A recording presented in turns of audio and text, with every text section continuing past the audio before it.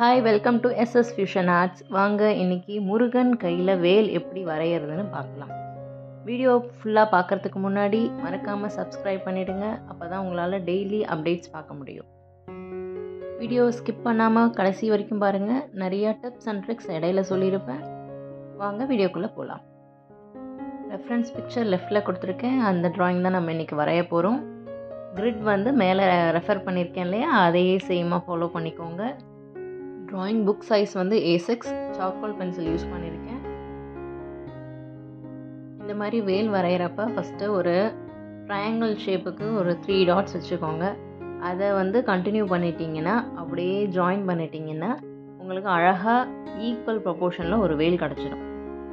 வேலோட centre லைனை எடுத்துக்கிட்டு நீங்கள் வேலோட கீழே அந்த கோல் இருக்கு இல்லையா, அதை வந்து ஃபுல்லாக வரைஞ்சிடலாம். அது சென்டர் லைனை எடுத்து வரைஞ்சாதான் வேல் பார்க்குறதுக்கு கரெக்டாக தெரியும்.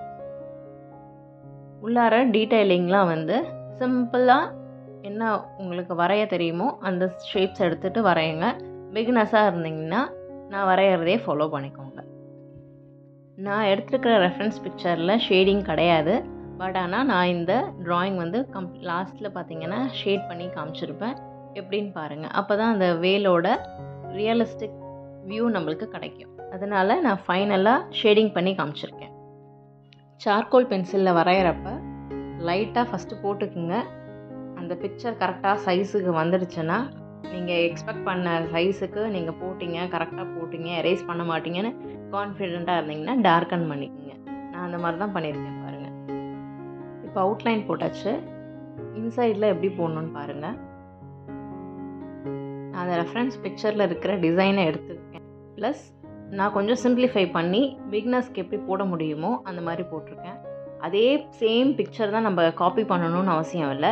நம்மளோட ஓன் க்ரியேட்டிவிட்டியை எடுத்துகிட்டு வந்தால் தான் அந்த ட்ராயிங்கோட அவுட்புட் நல்லா இருக்கும். அப்புறம் நம்மளோட க்ரியேட்டிவிட்டிக்கு இடம் இல்லாமல் போகும் இல்லையா. ஒன்று பார்த்து வரைஞ்சோம்னா அதில் வந்து நம்மளோட க்ரியேட்டிவிட்டி டச் இருக்கணும். அப்போ தான் அந்த பிக்சருக்கு ஒரு உயிர் கிடைக்கிற மாதிரி இருக்கும்.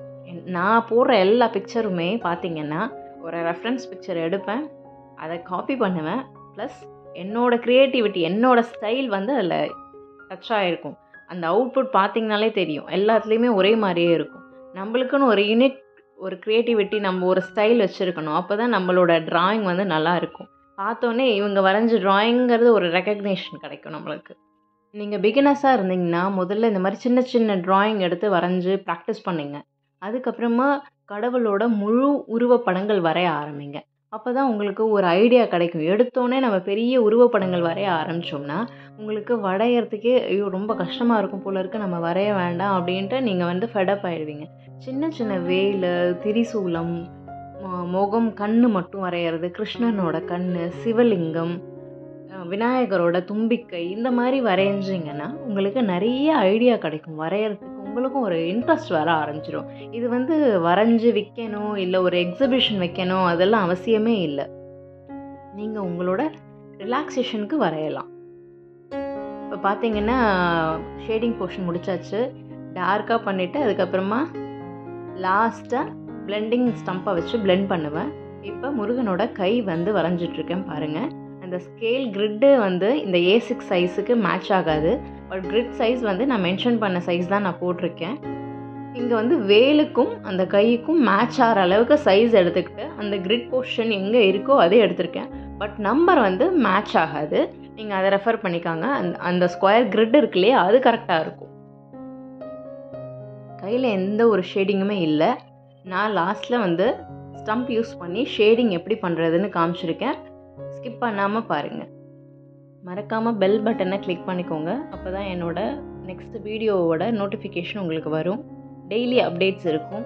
உங்களுக்கு யூனிக்கான முருகன் ட்ராயிங், வேல் ட்ராயிங், கடவுளோட ட்ராயிங் எல்லாமே இங்கே யூனிக்காக நான் உங்களுக்கு ஒவ்வொரு நாளும் ப்ரெசென்ட் பண்ணிகிட்ருக்கேன். இது வரைக்கும் பார்க்காதவங்க பின்னாடி எடுத்து வீடியோ எல்லாம் பாருங்கள். சப்ஸ்கிரைப் பண்ணி பார்க்காதவங்க சப்ஸ்கிரைப் பண்ணிவிட்டு பாருங்கள். என்னோடய சேனல் எடுத்திங்கன்னா எல்லா வகையான ட்ராயிங்ஸுமே நான் ட்ரை பண்ணியிருக்கேன்.